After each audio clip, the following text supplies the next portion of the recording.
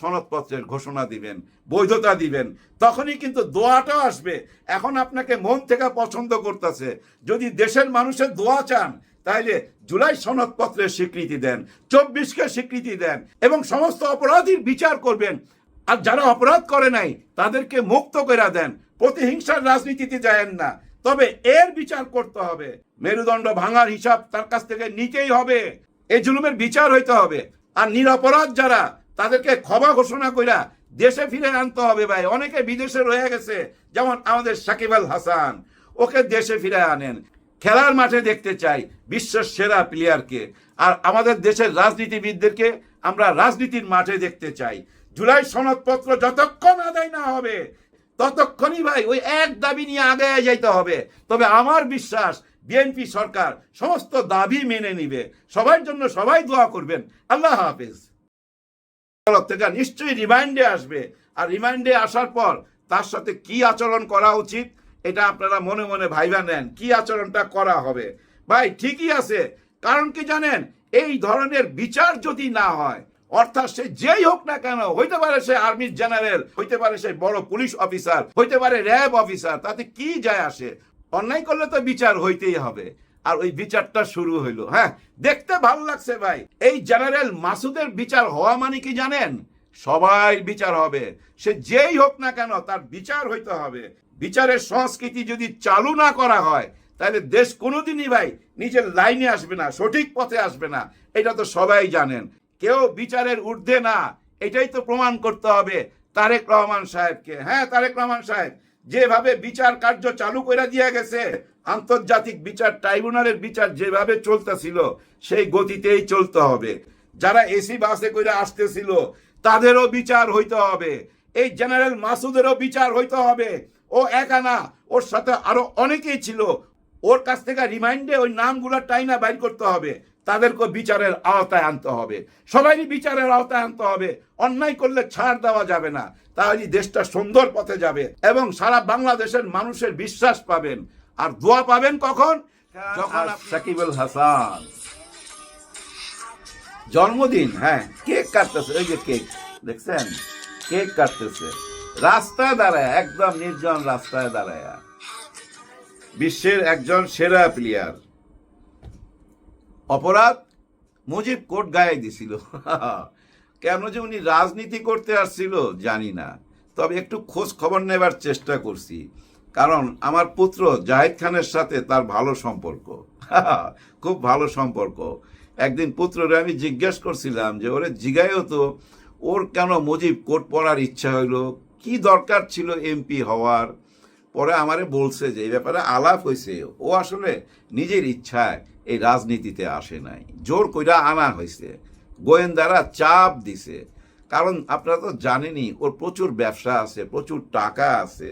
যদি এই রাজনীতিতে না আসতো না, ওর টাকা পয়সা সব হাতায় নিয়ে চলে যাইতো, তো বিভিন্ন অ্যাঙ্গেলে বিভিন্ন মামলা টামলা দিয়া হাতায় নিয়ে যাইতো। এইসব ভয় দেখায় রাজনীতিতে আনছে। যাই হোক, তার আজকে শুভ জন্মদিন, শুভ জন্মদিন জানাইতে চাই। দেশের জন্য সাকিব আল হাসানকে দরকার আছে ভাই। দরকার নাই কাদের জানেন? এই যে আজকে জেল থেকে দেখলাম জামিন পাইতেছে ইনু, মেনন আর ওই যে মানিক, বিচারপতি মানিক, এদের নাকি জামিন হইতেছে। এরা জামিন পায়া কি করবে? দেশকে কি দিবে? দেওয়ার কিচ্ছু নাই। কিন্তু সাকিব আল হাসানের দেওয়ার অনেক কিছু আছে। বিশ্বের একজন সেরা প্লেয়ার, ফান্দে পয়রা আজকে কেরিয়ারটা ধ্বংসের মুখে। দেখেন রাস্তা দাঁড়ায় জন্মদিন পালন করতেছে অসহায়ের মতো, তাই না? কিন্তু আমাদের অহংকার, আমাদের গর্ব সাকিব আল হাসান। যাই হোক, তাকে নিয়ে কথা বলার মূল উদ্দেশ্য ফিলিংস ভাই। ক্রিকেট খেলার মধ্যে তাকে আমার খুব পছন্দ, যার কারণে তাকে আজকে শুভ জন্মদিন জানাইতে চাইলাম। আপনাদের ইচ্ছা হইলে জানাইতে পারেন কমেন্ট কইরা শুভ জন্মদিন সাকিব আল হাসানকে। এবার চলে আসি আরেক জায়গায়, একেবারে চলে যাবো এক লাফে 75-এ রক্ষী বাহিনী। ওই যে রক্ষী বাহিনীর কথা তো আপনারা শুনছেন, এই রক্ষী বাহিনীর কি কাজ ছিল সেটাও আপনারা জানেন। এগুলো আর ইউটিউবে আলোচনা কইরা সময় নষ্ট করতে চাই না। ওই রক্ষী বাহিনীর একজন অফিসার আজকে ধরা পড়লো। আজকে তো না, গতকালকে রাত্রে ধরা পড়ছে। জেনারেল মাসুদ উদ্দিন চৌধুরী রক্ষী বাহিনী থেকে আবার আর্মিতে আসছে। আর্মিতে আইসা আবার পদোন্নতি হয়েছে।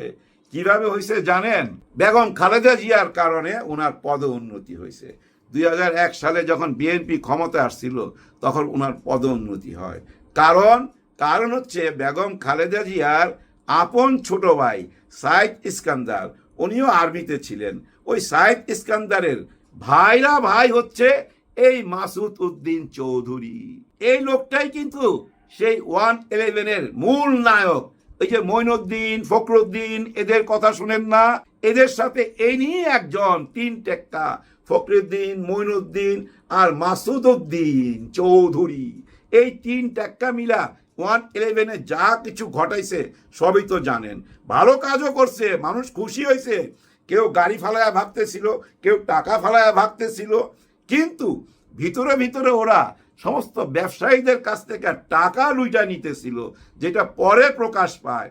এই লোক কিন্তু তারেক রহমান সাহেবের সম্পর্কে মামা হয়, কারণ সাইদ ইস্কান্দার মামার ভাইরা ভাই, সেও মামা।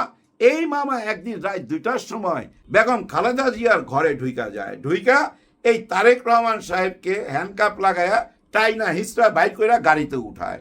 কত বাধা দিছে মা হইয়া, সন্তানকে বাঁচাইবার বহু চেষ্টা করছে, কোনো কথা শুনে নাই। এরপরে বেগম খালেদা জিয়া যোগাযোগ করতেছিল, কেউ স্বীকার যায় না কোথায় নিয়ে গেছে তারেক রহমানকে, কেউ বলতে পারে না, কেউ মুখ খোলে না।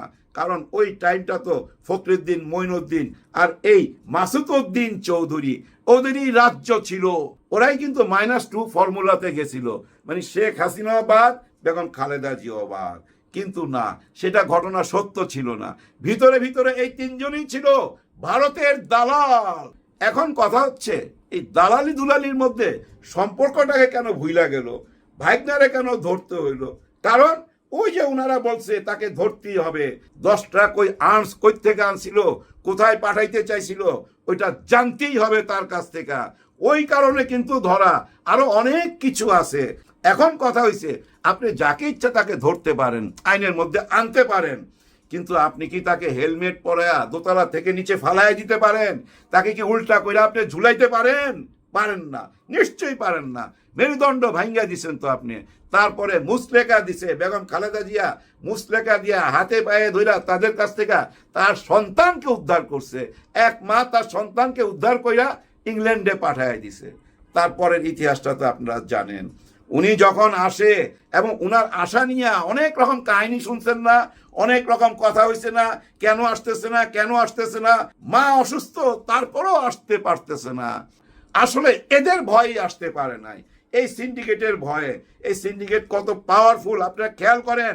111-এর পরে যখন আওয়ামী লীগ ক্ষমতায় আসে, তাকে বিরাট এক পুরস্কার দেওয়া হয়। শেখ হাসিনা তাকে বিদেশে পাঠায় দেয় রাষ্ট্রদূত বানায়া। শান শওকতে অস্ট্রেলিয়াতে রাষ্ট্রদূত হিসাবে ছিল 6-7 বছর। তারপরও তার শখ মিটে না, আবার বাংলাদেশে আইসা শেখ হাসিনার কাছে বলছে আমি এমপি হইতে চাই, আমার এমপি হওয়ার শখ জাগছে। তখন বলছে যে না, আওয়ামী লীগ থেকে না, তুমি কুমিল্লা 3 আসন থেকে দাঁড়াও, তবে তোমাকে লাঙ্গল মার্কা দাঁড়াইতে হবে, জাতীয় পার্টি করতে হবে। তুমি জাতীয় পার্টির মধ্যে ঢুকো, আমার হইয়া কাজ করবা, ওখানে কি আলাপ আলোচনা হয়, ওদের কি মোটিভ আছে না আছে সব আমাকে জানাইবা, আমি ওইখান থেকে তোমারে পাশ করাই দিতাছি। ঠিকই পাশ কইরা এই সংসদে চলে গেছে জাতীয় পার্টির নেতা হিসাবে। এরপরে আসলো 5ই আগস্ট। 5ই আগস্টের পরে তার নামে কিন্তু মামলা হয়েছে। কিছুক্ষণ আগে দেখলাম কুমিল্লায় 5টা মামলা, ঢাকায় 6টা মামলা, মোটামুটি 11টা মামলা। লাস্ট খবর যেটা আমি পাইলাম, মোটামুটি 11টা মামলা। তারপরে 5ই আগস্টের পরে সে কেন পালায়া গেল না? অনেকেই তো পালায়া গেছে, তার নামও তো আমরা জানতাম না, সে তো পালাইতে পারতো। কেন পালাই নেই জানেন? ওই যে একটা সিন্ডিকেট আছে, তাকে কথা দিছে, স্যার আপনার গায়ে ফুলের টোকা দিতে পারবে না কেউ, আমরা আসি না, আমরা তো আসি, এরকম কোনো সাহস দিছে। আর পিছন থেকে এমন একটা সাহস দিছে, যে সাহসের কারণে দেখেন এই যে নির্বাচন হইয়া নির্বাচিত সরকার চলে আসলো। দেখেন এর মধ্যে নির্বাচিত সরকার চলে আসলো, তারেক রহমান সাহেব প্রধানমন্ত্রী হয়ে গেল। তারপরেও কিন্তু তার ভিতরে ভয় ঢুকতেছে না, কারণ শক্ত পাওয়ার আছে তো পিছনে। সবাই কথা দিছে তো, স্যার আপনার ফুলের টোকা দিতে পারবে না, হোক নির্বাচিত সরকার, কি যায় আসে।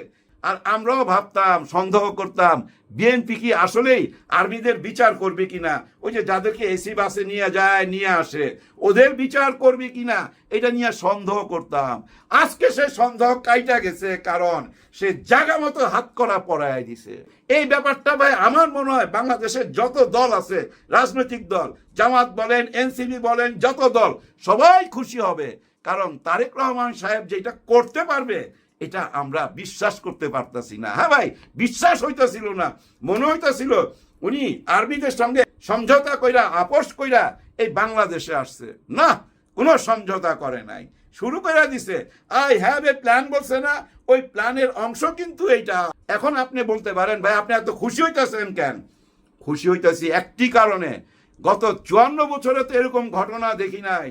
অনেককেই জেলে যাইতে দেখছি ভাই, অনেককেই জেলে যাইতে দেখছি, কিন্তু আর্মিদের জেলে যাইতে দেখছেন? দেখি নাই। আর্মিদের কর্মকাণ্ড নিয়ে যে তাজুল ইসলাম আইসা বলতো না, আন্তর্জাতিক বিচার ট্রাইব্যুনালের prosecutor, chief prosecutor Tajul Islam বলতো না, ওই যে জিয়াউদ্দিন নৌকাতে কইরা নিয়ে যায়, এখানে গান ঠেকায়া, হাত ঠেকায়া গরম রক্তের স্বাদ নিত। এইসব সত্য তো তুইলা ধরছে, তাই না? তুইলা ধরার কারণেই কিন্তু ওইখান থেকে আউট হয়ে গেল। আমরা এটাই মনে করতেছিলাম যে হায় হায়, এখন কি আর বিচার হবে?